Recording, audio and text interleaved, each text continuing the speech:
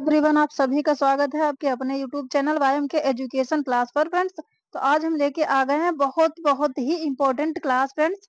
आज हम पढ़ेंगे यूजीसी नेट के लिए। देखिए, हमारे चैनल पर कंप्लीट एजुकेशन सब्जेक्ट पढ़ाया जाता है। अगर आप भी एजुकेशन सब्जेक्ट से यूजीसी नेट की तैयारी करना चाहते हैं तो आप हमारे साथ जुड़ के एकदम क्लियर कॉन्सेप्ट में बेहतर तैयारी कर सकते हैं फ्रेंड्स। तो क्या है, जल्दी जल्दी करते हैं स्टार्ट, समय बहुत कम है। देखिए क्या है, यूनिट सेकेंड हम पढ़ रहे थे फ्रेंड्स।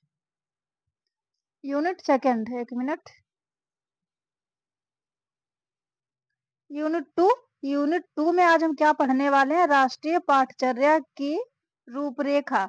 राष्ट्रीय पाठचर्या की रूपरेखा 2005 मतलब एनसीएफ 2005, नेशनल करिकुलम फ्रेमवर्क। तो ये हम पढ़ेंगे फ्रेंड्स। देखिए क्या है, राष्ट्रीय पाठचर्या की रूपरेखा 2005 क्या कुछ है इसके बारे में फ्रेंड्स, जल्दी जल्दी पढ़ते हैं। बहुत ही इंपॉर्टेंट आज की क्लास है, यहाँ से प्रश्न पक्का आने की संभावना है। बहुत सारी चीजें इसमें इंपॉर्टेंट है, उसको हमने हाईलाइट भी कर रखा है और साथ में फोकस करते हुए बताते भी चलेंगे। बस ध्यान से हमारी बातों को सुनते रहिए। क्या है कि क्लास देखते ही देखते आपको पक्का याद हो जाएगा। देखिए फ्रेंड्स, अभी हमारा चैनल नया है इसलिए जो है अभी स्टार्टिंग से ही चीजें शुरुआत की गई, लेकिन फिर भी यूनिट फर्स्ट कंप्लीट हो गई, थर्ड कंप्लीट होने वाली है, सेकंड भी चल रही है फ्रेंड्स। तो कोई चीज स्टार्टिंग से ही की जाती है तो इस तरीके से छोटे छोटे टॉपिक्स और जो इम्पोर्टेंट टॉपिक्स हैं वो हम लेके आते हैं। तो आप चैनल को जरूर सब्सक्राइब करिए, आपको बहुत हेल्प मिलने वाली है। बहुत ज्यादा प्रश्न इनमें से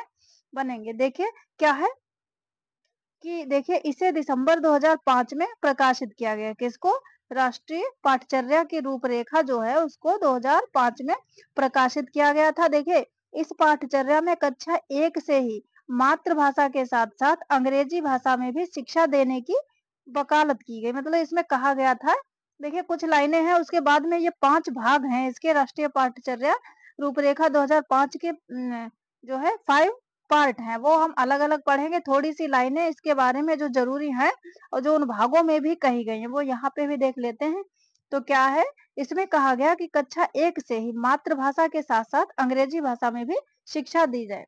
बालक को क्या और कैसे पढ़ाया जाए, राष्ट्रीय पाठचर्या इन्हीं विषयों पर ध्यान केंद्रित करती है। देखिए राष्ट्रीय पाठचर्या की रूपरेखा, इसका विकास किससे हुआ? देखिए रविंद्रनाथ टैगोर के निबंध सभ्यता और प्रगति, इसका विकास जो है, इसकी शुरुआत एनसीएफ 2005 की शुरुआत किससे हुई? सभ्यता और प्रगति नामक निबंध से हुई। वो निबंध किसका है? रविंद्रनाथ टैगोर जी का। फ्रेंड तो याद रखना है, इंपॉर्टेंट है, प्रश्न यहाँ से आएगा। क्या कि एनसीएफ 2005 की शुरुआत किससे? तो क्या है ये? सभ्यता और प्रगति प्रगति नामक निबंध से हुई, जो कि है रविंद्रनाथ टैगोर जी का। फ्रेंड और क्या होता है, देखिए एनसीएफ निर्माण समिति के फ्रेंड्स बता दें अध्यक्ष कौन थे। इसके अध्यक्ष कौन थे? प्रोफेसर एसपाल। प्रोफेसर, आगे आप एसपाल समिति भी पढ़ेंगे। उनकी 2 समितियां जो है, उच्च शिक्षा से संबंधित और प्राथमिक शिक्षा से संबंधित, वो भी पढ़ेंगे। लेकिन एनसीएफ 2005 के इसके अध्यक्ष भी कौन है? प्रोफेसर एसपाल। तो देखिए क्या है फिर इस रूपरेखा का, जिसमें उन्होंने बताया कि सृजनात्मक और उदार सुखमय एवं आनंदमय जीवन बचपन की विशिष्ट कुंजी है। इस पाठचर्या में ज्ञान और समृद्धि करने हेतु स्कूल को क्या किया गया? बाहर के जीवन से जोड़ने का प्रयास किया गया। मतलब सिर्फ किताबों से ही बच्चों को रटाया ना जाए, जबकि उनको क्या किया जाए? नेचुरल चीजों से जोड़कर उनको दिखा के क्या किया जाए? उनको सीखना, मतलब अंदर से क्रिएटिविटी उत्पन्न की जाए, ऐसा है इस पाठचर्या में कहा गया। जिससे विद्यार्थी क्या होंगे? देखिए रटने की प्रणाली द्वारा अर्जित ज्ञान ना करें, परीक्षा की अपेक्षाकृत परीक्षा को है फ्रेंड परीक्षा को अपेक्षाकृत कैसा होना चाहिए? अधिक लचीला बनाना चाहिए। इससे कक्षा की गतिविधियों से जोड़ना पाठचर्या का मूल्य उद्देश्य है। तो ये सारी चीजें हैं कि स्कूल के बाहर का जीवन ये भी क्या करना चाहिए? कक्षा की गतिविधियों में ही जोड़ा जाए, मतलब उसको भी पाठचर्या में ही शामिल किया जाए। जो बच्चे बाहर निकल के जैसे भ्रमण के लिए जाते हैं और जो बाहरी दुनिया में एक्टिविटीज कराई जाती है प्रत्यक्ष रूप से चीजें दिखा के, तो वो भी स्कूल जीवन से जोड़ा जाए। तो ये भी पाठचर्या का एक भाग है। और देखिए, एक मिनट, अब देखिए पाठचर्या के निर्माण पाठचर्या के निर्माण हेतु 5 निर्देशात्मक सिद्धांत या 5 इसके भाग हैं। देखिए मोस्ट इंपोर्टेंट है, 5 भाग इसके क्या हैं। नंबर 1 है परिप्रेक्ष्य। अब इससे पाठचर्या के निर्माण में एक चीज और बता दें। देखिए एनसीएफ निर्माण समिति में क्या है कि 35 कितने सदस्य, 35 सदस्य प्लस 2 और एनसीईआरटी के सदस्य थे, तो कुल सदस्य थे कितने, 37। एनसीएफ निर्माण में इसमें कुल टोटल 37 सदस्य थे। तो 2 एनसीईआरटी के सदस्य इसमें, वैसे 35 सदस्य टोटल जो है 37 सदस्य थे इसमें फ्रेंड्स, ये बात भी इम्पोर्टेंट है। और निबंध का आशय क्या है, बचपन में सृजनात्मकता और उदार आनंद सुखमय जीवन, जो कि अभी हम बता चुके हैं, सफलता की कुंजी है निबंध का आशय मतलब। अब देखिए ये परिप्रेक्ष्य भाग 1, इसमें क्या कहा गया एनसीएफ 2005 में। एनसीएफ 2005 जो है उसमें परिप्रेक्ष्य भाग 1 में देखिए क्या कहा गया, शिक्षा बिना बोझ के, शिक्षा बिना बोझ के। ये देखिए 1992-93 एसपाल समिति, एसपाल समिति देखिए प्रोफेसर एसपाल इसके अध्यक्ष हैं। तो एसपाल समिति में ही ये बात कही गई थी, शिक्षा बिना बोझ के, मतलब शिक्षा क्या होना चाहिए, ज्यादा उसको बोझ पूर्वक नहीं, जैसे अभी बताया गया विद्यालय को रटन प्रणाली से हटा के बाहरी जीवन से जोड़कर बच्चों को सिखाया जाए, वो भी पाठ्यक्रम में शामिल किया जाए, एक्टिविटीज गतिविधियां। तो और देखिए पढ़ाई को रटने की प्रणाली से मुक्त करते हुए स्कूली ज्ञान को बाहरी ज्ञान से जोड़ना, जो कि अभी हम बता चुके हैं फ्रेंड्स। और देखिए क्या कहा गया, और क्या कहा गया, पाठ्यक्रम का निर्माण इस प्रकार करेंगे कि बच्चों का क्या हो, चहुमुखी विकास हो, मतलब उनका वो ऑलराउंडर बने, ऐसे उनका विकास किया जाएगा। ऐसे नागरिक का निर्माण हो जो लैंगिक न्याय, मूल्य, लोकतांत्रिक व्यवहार, अनुसूचित जाति जनजाति तथा विशेष आवश्यकता वाले बालकों के प्रति संवेदनशील हों। तो और क्या उद्देश्य है, देखिए परिप्रेक्ष्य में और क्या बताया गया इस भाग में, कि ऐसे नागरिकों का निर्माण हो जो क्या हो, लोकतांत्रिक व्यवहार, अनुसूचित जाति जनजाति और विशेष आवश्यकता वाले जो बच्चे हैं जिनको विशेष प्रकार की आवश्यकता है, उनके लिए क्या हो, संवेदनशील हो, ऐसे नागरिकों का निर्माण देश में किया जाए। ये बात परिप्रेक्ष्य में कही गई भाग 1 में। ऐसे नागरिक वर्ग का निर्माण करना जिससे राजनीतिक आर्थिक प्रक्रिया में भाग लेने की क्षमता हो।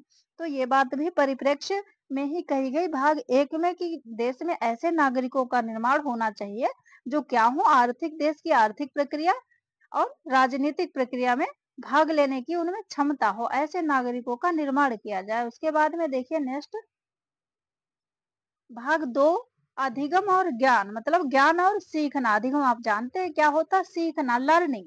तो ये इसमें क्या कहा गया, देखिए शिक्षा बाल केंद्रित होनी चाहिए। बाल केंद्रित क्या होता है जो कि आप जानते हैं, लेकिन फिर भी देखिए बाल केंद्रित बच्चों के अनुभव और उनके स्वरों की सक्रिय सहभागिता को विशेष रूप से प्राथमिकता, मतलब बच्चे को किसी प्रकार का नुकसान नहीं होना चाहिए, बच्चे के अनुसार जैसा वो चाहते हैं उसी प्रकार की शिक्षा होनी चाहिए। बाल केंद्रित शिक्षा भाग 2 में अधिगम और ज्ञान में कही गई है।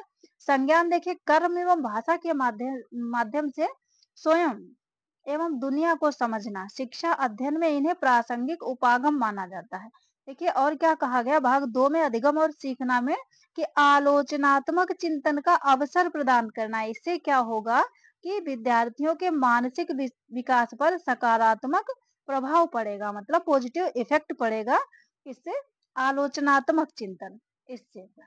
तो ये भी अधिगम और ज्ञान का भाग नंबर 2 में ये बात भी कही गई है। उसके बाद में देखिए नेक्स्ट और क्या कहा गया भाग 2 में। फिर भाग 3 में देखिए, भाग 3 की जो कुछ खास बातें हैं, देखिए ये भाग 3 क्या है, पाठचर्या के क्षेत्र, स्कूल की अवस्था तथा आकलन। फ्रेंड्स देखिए नोट से ये भाग 3 में, वैसे बुक में ये 4 नंबर पे दे रखा है, लेकिन फ्रेंड्स यहाँ पे हम 3 में ही पढ़ते हैं। देखिए क्या कहा गया कि बहुभाषिकता, हमको ध्यान रखना है कि ये एनसीएफ की बातें हैं और कौन से भाग में क्या कही गई। तो बहुभाषिकता क्या है, एक संसाधन है, किसी भी प्रकार से इसमें से प्रश्न आ सकता है, इसलिए एनसीएफ 2005 आपको बहुत अच्छी तरीके से पढ़ लेना। और देखिए इसमें खास बात क्या है, ये भी ध्यान रखना है आपको, ये इसकी शुरुआत किससे हुई, रविन्द्रनाथ टैगोर जी का जो निबंध है सभ्यता और प्रगति, सभ्यता और प्रगति, फ्रेंड्स प्रगति नहीं प्रगति, उससे जो है शुरुआत हुई है और इसके अध्यक्ष प्रोफेसर यशपाल जी भी आपको याद रखना है। तो देखिए, गणित शिक्षण का अर्थ तार्किक चिंतन को विकसित करना, ये भी पाठचर्या के क्षेत्र में कहा गया है।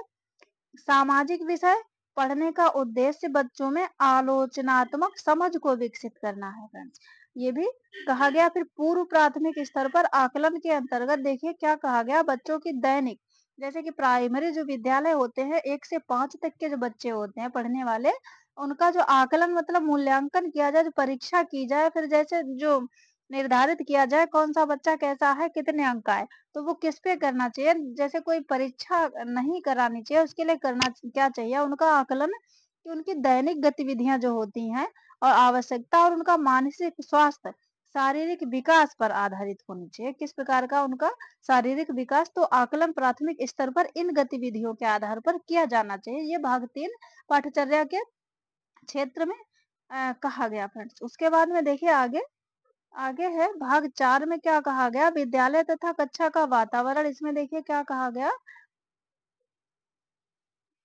बच्चे देखिए हमेशा विद्यालय के भौतिक वातावरण से निरंतर अंतःक्रिया करते रहते हैं, अंतःक्रिया करते रहते हैं निरंतर भौतिक वातावरण से, तथा कक्षा का वातावरण अनुकूल बनाया जाना चाहिए।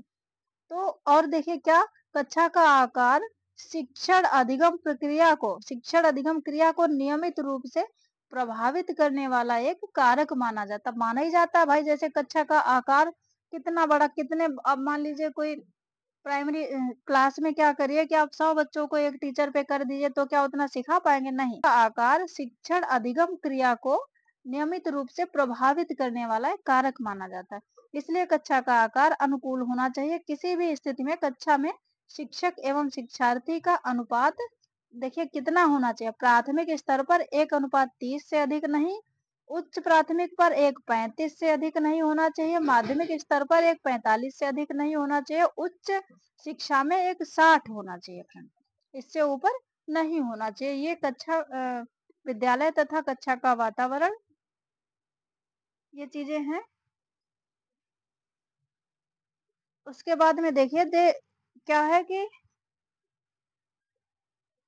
तो विद्यालय तथा कक्षा का वातावरण, ये सारी चीजें इसके अंतर्गत आपने पढ़ ली। उसके बाद में नेक्स्ट देखिए क्या है कि भाग 5 में क्या कहा गया है, फ्रेंड्स देखिए व्यवस्थागत सुधार। व्यवस्थागत सुधार क्या है, देखिए बच्चों को अभिप्रेरित, ये अभी है फ्रेंड्स, छोटी की मात्रा होगी यहाँ पे, ऐसे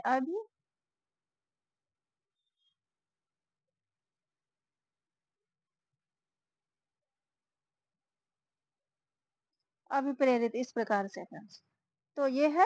देखिए क्या करना है, बच्चों को अभिप्रेरित करने का काम उनकी क्षमता में वृद्धि तथा उनके सभी विकासात्मक मानक को पूरा करेंगे। बच्चा सीधे तौर पर अध्यापक के संपर्क में रहे, इसका भी ध्यान रखा जाएगा, ये भी व्यवस्था की जाएगी। कक्षा 1 से 5 के विषय क्या होंगे, मातृभाषा तथा क्षेत्रीय भाषा, अंग्रेजी, गणित, कार्य अनुभव, पर्यावरण अध्ययन, कला व शिल्प, स्वास्थ्य व शारीरिक शिक्षा, ये कक्षा 1 से 5 तक के विषय होंगे। उसके बाद में फ्रेंड्स इसमें हमने और नहीं बताया, लेकिन कुछ विषय इनमें से 6 से 8 के लिए और कुछ विषय और जुड़ जाएंगे। जैसे देखिए क्या है कि कक्षा 8 देखिए 6 से 8 इसके लिए क्या क्या विषय होंगे, देखिए अभी अभी जो आपने देखा, मातृभाषा भी होगी इसके लिए, और आधुनिक भारतीय भाषा, अंग्रेजी, विज्ञान, इसमें विज्ञान और जुड़ जाएगा, उसमें प्राइमरी में विज्ञान नहीं था। कार्य अनुभव होंगे और गणित, सामाजिक अध्ययन, कला शिक्षा, स्वास्थ्य और शारीरिक शिक्षा, ये विषय भी होंगे। और वैसे ही कक्षा 10 में क्या होंगे, 6 से 8 के जो सारे विषय हैं वो, और प्लस क्या होना चाहिए, कंप्यूटर शिक्षा और शांति शिक्षा, ये भी होना चाहिए। कक्षा 11 से 12 में क्या होना चाहिए, देखिए मातृभाषा 11 से 12 में मातृभाषा, अंग्रेजी, गणित वही जो प्राइमरी में थे, बाकी विज्ञान जो 6 से 8 में, वो कला, वाणिज्य और बाकी ऑप्शनल सब्जेक्ट, ये सारे कक्षा 11 से 12 में होना चाहिए। तो ये एनसीएफ 2005 की पाठचर्या है, उसकी रूपरेखा है फ्रेंड्स। तो क्या है कि आपको अगर वीडियो पसंद आए तो वीडियो को कर लीजिए लाइक और चैनल को कर लीजिए सब्सक्राइब। इसी प्रकार की इंपॉर्टेंट चीज़ें आपके समक्ष हम लेके आते रहेंगे। क्या करिए कि भाई चैनल को सब्सक्राइब करिए और अधिक से अधिक स्टूडेंट तक शेयर करने की कोशिश क्या करिए। और जो भी हमारे सब्सक्राइबर हैं उनको तहे दिल से धन्यवाद। हमें उम्मीद है वो इसी प्रकार से अपना अगर स्नेह देते रहे तो हम बहुत कुछ इस पे अच्छा करेंगे जिससे आपको बहुत ही लाभ होने वाला है फ्रेंड्स।